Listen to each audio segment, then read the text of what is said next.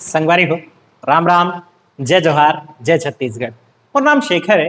मैं knowledge hub coaching संचालित करता हूँ रायगढ़ छत्तीसगढ़ में, आपके अपन प्रदेश छत्तीसगढ़ में। संगवारी हो, आज 20 तारीख है। मैं 19 और 20 तारीख के समाचार आप मन के सम्मुख एक साथ लेके प्रस्तुत हुए। बहुत समाचार नहीं रही 19 तारीख के, एक बार आज और कल यानी दोनों दिन के समाचार ला मैं एक साथ प्रस्तुत करत हूँ। वैसे मोर पूरे प्रयास बने हुए हैं कि आप मन रोज के रोज समाचार देख सका, लेकिन मोर स्वास्थ्य जैसे कि मैं आप लगातार बताता हूँ बहुत साथ नहीं देते, अगर खातिर अभी मैं लगातार आप मन के सम्मुख हाजिर नहीं हो पाते हैं। अभी थोड़े थोड़े ठीक फील करे शुरू करे हूँ तो भाई फिर से प्रयास में भिड़िया। हालांकि वो कथे ना कि गोल्ड अभी जमाए में थोड़े से टाइम लाग जाते, कापत है शरीर है। तो अब हमन आज के समाचार में आत हन, बहुत हो गए अपन बारे में बात, आपन के रुचि नहीं हो ही तब बोले सुनाए दे, लेकिन अब समाचार में आता हूँ, हिंदी में आता हूँ और शुरू करता हूँ। पहले समाचार पर चर्चा करते हैं। धान से एथेनॉल को फाइनली मंजूरी मिल गई है। ये छत्तीसगढ़ का एक ऐसा प्रस्ताव था जिस पर बहुत सारा प्रयास किया जा रहा था। राजनीतिक रूप से इसे मुख्यमंत्री भूपेश बघेल के द्वारा मुद्दा बनाया गया कि छत्तीसगढ़ में धान की जो खरीदी है वह सबसे अधिक मूल्य पर होती है और इस कारण हमें धान की जो खरीदी होती है उसका अन्य प्रकार से उपयोग करने का भी अवसर दिया जाए। इस संदर्भ में उन्होंने लगातार पत्र वगैरह भी लिखे थे पेट्रोलियम मंत्री साहब को, और अब फाइनली ये प्रस्ताव मंजूर कर लिया गया है। राजनीतिक गहमा गहमी को एक साइड करते हैं और इस प्रोजेक्ट का अर्थ समझते हैं। धान से एथेनॉल तैयार हो सकना यानी कि जो छत्तीसगढ़ में खरीफ मौसम और रबी मौसम में धान का संग्रहण किया जाएगा, उस धान को पीडीएस सिस्टम में वितरण के बाद केंद्रीय पुल में भेज लेने के बाद जो बचे हुए धान होंगे उनसे हम एथेनॉल बनाने का काम करेंगे। एथेनॉल एक किस्म का अल्कोहल होता है जिसका प्रयोग फ्यूल के रूप में किया जाता है पेट्रोल में मिला करके। तो ये एथेनॉल जो होता है वो आमतौर पर शर्करा युक्त पौधों से बनता है। गन्ना इसका सबसे बढ़िया उत्पाद माना जाता है जिससे एथेनॉल तैयार हो सके, लेकिन छत्तीसगढ़ में चूंकि धान बहुत अधिक होता है इसलिए हम धान से भी एथेनॉल बनाना चाहते थे। इस प्रोजेक्ट को मंजूरी मिलने के बाद अब इसमें निवेश जो है वो भी आकर्षित किया जाएगा। निवेश थोड़ा मोड़ा नहीं हो रहा है, 10,000 करोड़ रुपए का निवेश छत्तीसगढ़ राज्य इससे आकर्षित करेगा। 10,000 करोड़ रुपए की राशि से हुए निवेश से इंफ्रास्ट्रक्चर विकसित होगा जिससे लोगों को रोजगार मिल सकेगा और साथ ही साथ यहाँ के स्थानीय जो किसान हैं उनको लाभ तो होगा ही होगा। इसके अलावा यह भी जानकारी मिली है कि इस पूरे प्रोसेस के द्वारा जो एथेनॉल बन करके तैयार होगा उसकी मात्रा भी कम नहीं है, उसकी मात्रा 100 करोड़ लीटर होगी जब अलग अलग जिलों में स्थापित एथेनॉल संयंत्रों से एथेनॉल का निर्माण होगा। कौन कौन से जिलों में स्थापित करने का प्रस्ताव रखा गया है मैं उन पर भी चर्चा कर दे रहा हूं जो आपको याद रखना ही है। इसमें बालोद है, बलौदाबाजार है और बिलासपुर है। ये तीनों आपको पहले याद हो जाएंगे, ब वाले, बालोद, बलौदाबाजार और बिलासपुर। इसके अलावा रायपुर होगा ही, दुर्ग चूंकि मुख्यमंत्री साहब वहां से आते हैं तो होना ही है, ये तो ऑब्वियस सी बात थी। और फिर बजिया, जांजगीर चांपा जो कि चावल के उत्पादन में काफी अच्छा परफॉर्म कर रहा है। तो ये है वो 6 जिले जहां ये संयंत्र लगाया जाएगा। याद करने का तरीका भी आसान था, बालोद, बलौदाबाजार और बिलासपुर के अलावा रायपुर राजधानी, दुर्ग मुख्यमंत्री का क्षेत्र और जांजगीर चांपा। तो ये है वो सारे क्षेत्र। निवेश की बात भी हो गई, एथेनॉल बन जाए, हमारे क्षेत्र के लिए उन्नति हो सके, बढ़िया बात होगी। ध्यान रखिए, भोरमदेव सहकारी शक्कर कारखाना जिला कवर्धा, यहाँ भी एक एथेनॉल संयंत्र लगाया जा रहा है और वहां शुगर केन यानी गन्ने से एथेनॉल का निर्माण होगा। ये पहले से प्रक्रिया जारी है और अब अंतिम चरण में पहुंच चुकी है। अब बात करते हैं अगले समाचार पर। कौन बनेगा करोड़पति, केबीसी के नाम से जाना जाने वाला ये सीजन 2008 से अगर मैं याद कर पा रहा हूँ या उससे पहले से चल रहा है, तो ये काफी चरम पर था। इनफैक्ट 2001 के आसपास से शायद, तो ये काफी चरम पर रहा था तब अपने शुरुआती दिनों में। अब भी इसकी गरिमा कम नहीं हुई है। इस खेल शो में छत्तीसगढ़ की एक महिला शख्सियत शामिल होने वाली है। नवरात्रि का समय चल रहा है और आपको महिलाओं का सम्मान करते हुए यह समाचार जानना चाहिए। छत्तीसगढ़ की फूलबासन देवी यादव ये शामिल होने वाली हैं केबीसी के एक खास कार्यक्रम जिसका नाम होगा कर्मवीर। इस नाम से उसका जो है प्रकाशन किया जाएगा या फिर हम प्रसारण किया जाएगा, ऐसा कहना चाहिए हमें। अब इसमें आज ये प्रस्तुति होने वाली है।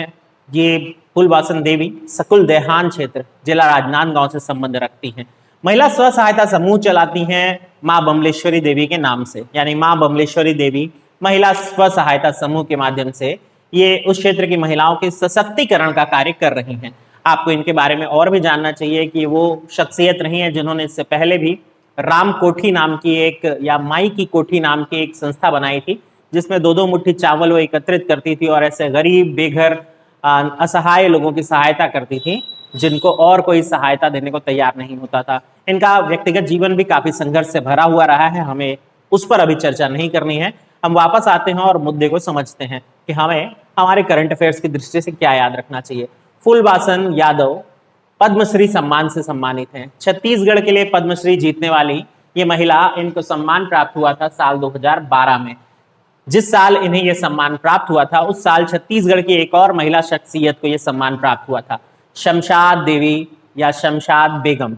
शमशाद बेगम गुंडरदेही क्षेत्र से हैं और शिक्षा के क्षेत्र में कार्य करने के लिए उनको यह सम्मान दिया गया था। उन्होंने महिलाओं को शिक्षित करने के क्षेत्र में जो कार्य किया उनके लिए उन्हें सम्मानित किया गया था। तो 2012 में पद्मश्री सम्मान से सम्मानित होने वाली इन दोनों महिला शख्सियत को आपको जरूर जान लेना चाहिए था, शमशाद बेगम, और केबीसी में भी शामिल होने जा रही हैं फूलबासन देवी यादव।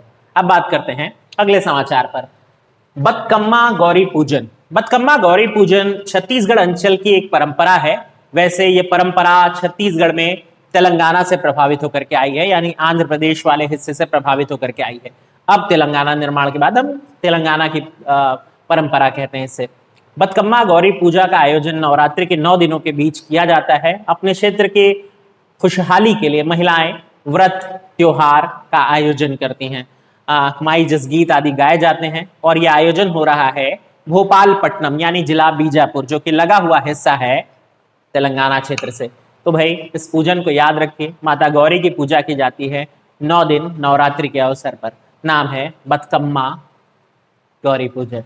अब बात करते हैं वन स्टेट गेम योजना की। वन स्टेट गेम योजना ये बेहद महत्वाकांक्षी योजना है भारत सरकार की। भारत सरकार का लक्ष्य है आने वाले ओलंपिक में उनके खिलाड़ियों के द्वारा पदकों की सूची को बढ़ाना। हर देश का होना चाहिए, हमारे देश का भी है। और इसके लिए खेलो इंडिया स्कीम शुरू की गई थी। खेलो इंडिया योजना में जो प्लेयर हैं उनको स्थानीय स्तर पर तैयार किए जाने का कार्य किया जा रहा है। इसमें ट्रेनिंग सेंटर आदि तो बन ही रहे हैं, साथ ही साथ एक बड़ी जिम्मेदारी राज्यों को सौंपी गई। One state one game policy में एक राज्य के हिस्से एक खेल की जिम्मेदारी सौंप दी गई है। उस राज्य का यह कार्य होगा कि वो इंफ्रास्ट्रक्चर डेवलप करे, खेल की सुविधाएं अपने राज्य में विकसित करे जिस खेल के लिए उस राज्य को जाना जाता है, और वहां ट्रेनिंग आदि प्राप्त करके खिलाड़ी फिर ओलंपिक में जब उतरे तो नाम रोशन कर सके। इससे कई फायदे होंगे। पहला ये कि मैं 2 बड़े फायदे पर चर्चा कर लेता हूं। पहला फायदा ये कि हर राज्य के बीच एक हेल्दी कंपटीशन होगा कि उनके राज्य में प्रशिक्षण प्राप्त करने वाले छात्र छात्राओं या प्रतिभागियों को कितने पदक मिल सके। इससे उस राज्य का गौरव तो बढ़ेगा ही, यानी राज्यों के बीच एक हेल्दी कंपटीशन होगा। दूसरा, एक राज्य को एक खेल की जिम्मेदारी दिए जाने से वो राज्य उस खेल के प्रति समर्पित हो सकेगा और बाकी के जो प्रदेश के लोग हैं वो अलग अलग राज्यों में ट्रेनिंग प्राप्त करके अपनी प्रतिभा को निखार भी सकेंगे। किसी एक ही परिसर पर सारे खेल की ट्रेनिंग नहीं होगी और इससे जो केओस फैल जाता था, जो गड़बड़ झाला हो जाता था, उससे बचने का मौका मिलेगा। छत्तीसगढ़ को one state one game policy में तीरंदाजी की जिम्मेदारी दी गई है, यानी आर्चरी की जिम्मेदारी दी गई है। छत्तीसगढ़ का वैसे तो परंपरागत खेल ही है आर्चरी, और हमारे यहाँ प्रवीर चंद भंजदेव जी के नाम पर तीरंदाजी सम्मान भी दिया जाता है। यानी छत्तीसगढ़ अंचल में तीरंदाजी हमेशा से जनजातीय क्षेत्रों का एक हिस्सा रही है। इसी तरह अगर हमारे पड़ोसी राज्य मध्य प्रदेश की बात करें तो वहां भी निशानेबाजी को one state one game policy में शामिल किया गया है। यानी आजू बाजू के दोनों राज्य निशाने पर सटीक बैठने की कोशिश कर रहे हैं। और ध्यान ये रखना है कि इस परंपरा में वन स्टेट वन गेम जो पॉलिसी है उसमें एक जगह केंद्र बनाया जाएगा। हमारे लिए वो राजधानी रायपुर रहेगी, जहां देश भर के खिलाड़ी आकर के ट्रेनिंग करेंगे। उनका लक्ष्य होगा 2024 के आने वाले ओलंपिक में पदक जीतना। अब चूंकि तीरंदाजी पर बात निकली है तो छत्तीसगढ़ तीरंदाजी संघ के अध्यक्ष को भी आप याद कर लीजिए, नाम है कैलाश मुरारका, याद हो जाएगा। अब बात करते हैं अगली न्यूज पर। अगला न्यूज, ई चालान की शुरुआत। अब तक ट्रैफिक पुलिस यातायात के नियमों का उल्लंघन करने वाले व्यक्तियों का रसीद काटती थी। अब ये रसीद काटने की परंपरा बंद होने वाली है। रायपुर से इसकी शुरुआत हुई है। 30 डिवाइस रायपुर के अलग अलग क्षेत्रों में पुलिसकर्मियों को दी गई है, जहां वो ई चालान काटेंगे यातायात नियमों का उल्लंघन करने वाले व्यक्तियों को। इस डिवाइस में जैसे ही गाड़ी का नंबर डाला जाएगा, पूरी डिटेल गाड़ी से जुड़ी हुई वो उनको प्राप्त हो जाएगी। चलाने वाला बेशक कोई भी रहे, कार्यवाही उस पर की जाएगी, लेकिन गाड़ी देने वाले को भी बख्शा नहीं जाएगा। गाड़ी जब्त भी हो सकती है अगर आप यातायात नियमों का उल्लंघन कर रहे हैं तो। बाकी सारी प्रक्रिया आरटीओ चालान से लेकर के चालान पटाना वगैरह भी सब उसी के माध्यम से होगा। इससे वो जो कहते हैं 150 ले ले और जाने दे भाई, ये वाली परंपरा पर भी रोक लग सकेगी। अब ये तो खैर सोचने का विषय है। खैर आगे बढ़ चलते हैं और समझते हैं इस न्यूज के बारे में। और ये जो डिवाइस होगी, ये पुराने रिकॉर्ड भी डिजिटल रूप में मौजूद रखेगी, साथ ही साथ चलाने वाले की फोटो और गाड़ी की फोटो भी उपलब्ध रहेगी इस डिवाइस में। इसलिए अगली बार यदि यातायात नियम कोई तोड़ता है तो दुगने चालान वाली कार्यवाही हो पाना आसान होगा, क्योंकि पुलिस को रिकॉर्ड वेरीफाई नहीं करना पड़ेगा। उन्हें तुरंत ही गाड़ी का नंबर डालते ही उसके प्रीवियस हिस्ट्री के बारे में पता चल सकेगा। तो बेहतर योजना है और सम्मान किया जाना चाहिए इस योजना का। फिर बात करते हैं मॉरिशस आर्मी बेस की। मॉरिशस में एक आर्मी बेस तैयार कर रहा है भारत। ये जल सेना और वायु सेना के लिए कार्य करेगा। मॉरिशस हिंद महासागर क्षेत्र में स्थित एक देश है, जहां के 2 टापुओं को रेंट पर लेकर, किराए पर लेकर भारतीय सेना अपना बेस तैयार कर रही है। चीन से आने वाले खतरे को देखते हुए ये तैयार किया जा रहा है, ये तो आप समझ ही रहे होंगे। मॉरिशस वैसे वो देश है जिसके रास्ते भारत में सबसे ज्यादा इन्वेस्टमेंट यानी कि निवेश भी होता है। भारत के लिए बहुत जरूरी देश भी है। मॉरिशस में बहुत सारे हमारे बिहार के भाई बंधु जो हैं वो बड़े बड़े पदों पर आसीन भी हैं, और इसलिए हमारा इस देश से बढ़िया संबंध भी है। अब इन सब चीजों को एक साइड करते हैं और समझते हैं यहाँ छत्तीसगढ़ कहां से आ गया। छत्तीसगढ़ इस न्यूज में इसलिए आता है क्योंकि मॉरिशस में भारतीय सेना द्वारा बनाए जा रहे इस बेस के लिए स्टील सप्लाई का या सरिया निर्यात का कार्य सौंपा गया है भिलाई स्टील प्लांट को। भिलाई स्टील प्लांट के माध्यम से यह स्टील की सप्लाई की जाएगी, जो कि अगर देखें तो 8 से 32 मीटर लंबी होगी और 6000 टन सरिया भिलाई स्टील प्लांट के माध्यम से मॉरिशस पहुंचेगा और भारतीय सेना का बेस तैयार होगा। वैसे भिलाई स्टील प्लांट के इंजीनियरों की बात माने तो इसमें ऐसे केमिकल चेंज किए गए हैं कि वो सरिया जिसकी लॉन्ग लास्टिंग यानी उम्र 10 साल मैक्सिमम होती है, वो बढ़ करके 40 साल तक सपोर्ट करेगी, जो कि जरूरी भी था इस क्षेत्र में। ये तो एक बेहतर बात हो गई भिलाई स्टील प्लांट के लिए। साथ ही साथ आपको ये भी जानना चाहिए कि इन सरियों का निर्माण भिलाई स्टील प्लांट के अंतर्गत आने वाली हरिओम स्टील प्लांट में तैयार कराया जा रहा है। इसके अलावा भिलाई स्टील प्लांट ही अमेरिका को भी सरिया सप्लाई कर रही है, स्टील सप्लाई कर रही है। अमेरिका कतर में अपना एयर बेस तैयार कर रहा है और इसके लिए पूर्ति करने का काम भी भिलाई स्टील प्लांट को मिला है। हमारे प्रदेश के लिए गौरव की बात है। अब बात करते हैं अगले समाचार पर। नीम गांव पक्षी विहार का अधूरा ख्वाब। नीम गांव एक बेहद खूबसूरत सी जगह, जिला जशपुर नगर से महज 20 किलोमीटर के अंतर्गत आने वाला एक स्टॉप डैम, एक रिजर्वायर समझ लीजिए, वो जगह जो कि लुभाती है प्रवासी पक्षियों को। वो प्रवासी पक्षी जो हिमालयन क्षेत्र से उड़ान भर के अपनी थकान मिटाने, अपनी जनसंख्या को बढ़ाने चिल्का लेक के किनारे उतरते हैं। चिल्का लेक में समय बिताने के बाद, यानी उड़ीसा में समय बिताने के बाद, इनकी उड़ान दोबारा शुरू होती है और इस बार वो अपनी यात्रा का स्टॉपेज या हॉल्ट लेते हैं जशपुर नगर क्षेत्र में। इसी गांव के इस तालाब वाले क्षेत्र या स्टॉप डैम वाले क्षेत्र नीम गांव, यहाँ पर बहुत सारे प्रवासी पक्षी देखने को मिलते हैं, जिसमें सबसे खास है राजहंस, जो कि बहुत सारे जगहों पर नहीं देखा जाता कॉमनली। ये इसकी विशेषता है। इसके अलावा सेलडक, पिनटेल नामक पक्षी, स्टार लिटिल नामक पक्षी, इस तरह के विविध प्रजाति के जो पक्षी हैं वहां पहुंचते हैं। 150 से भी अधिक प्रजाति के पक्षी यहाँ चिन्हित किए गए हैं। इसके बारे में बहुत दिन से योजना बनाई जा रही है, लेकिन वो अभी ठंडे बस्ते पर ही चली गई है और इसलिए इस गांव के लोगों की मांग भी है, स्थानीय पर्यटन की मांग भी है कि भाई अगर आप चाहते हैं कि जसपुर पर्यटन को बढ़ावा मिले तो इस जगह को डेवलप करना चाहिए। अब बात करते हैं अगले समाचार पर। बात हो रही है बलरामपुर पर्यटन की।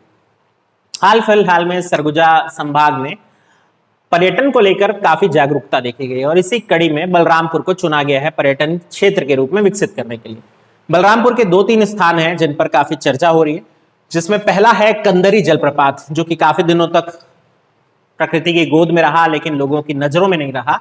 कंदरी जलप्रपात अब लगातार चर्चा बटोर रहा है और इस स्थानीय जलप्रपात को भी बेहतर बनाने, इस जगह तक पहुंच की सुविधा बेहतर करने के प्रयास जारी किए जा रहे हैं। इसके अलावा अगर देखें, वैसे ये सामरी विधानसभा क्षेत्र में पड़ता है कंदरी जलप्रपात। इसके अलावा गौरलाटा, जो कि पूरे प्रदेश की सबसे ऊंची चोटी भी है, सबसे ऊंचा शिखर बिंदु भी है, उस जगह पर भी वॉच टावर से लेकर अन्य पर्यटक सुविधाएं विकसित की जाएंगी ताकि लोग उस जगह जाने को आकर्षित हों।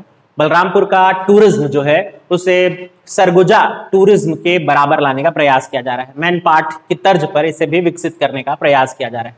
दोनों के माहौल कमोबेश एक जैसे हैं। अब बात करते हैं बेरोजगारी की।